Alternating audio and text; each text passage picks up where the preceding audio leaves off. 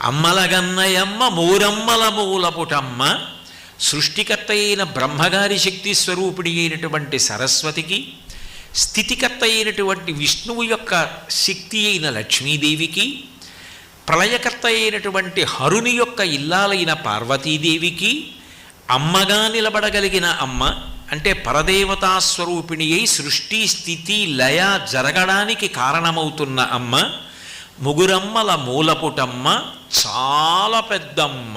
ఎంత పెద్ద అమ్మ అంటే ఆవిడ ఎప్పుడుంది అంటే పూర్వజ. ఈ సృష్టి ఎప్పుడుందని నువ్వు అంటున్నావో అంతకన్నా ముందు ఆవిడుంది.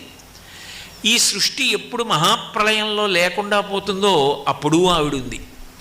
మరి అప్పుడు ఉండి ఇప్పుడు ఉంటే ఆవిడ చాలా వయసులో పెద్దది కదా. అంటే నిత్యయవ్వన.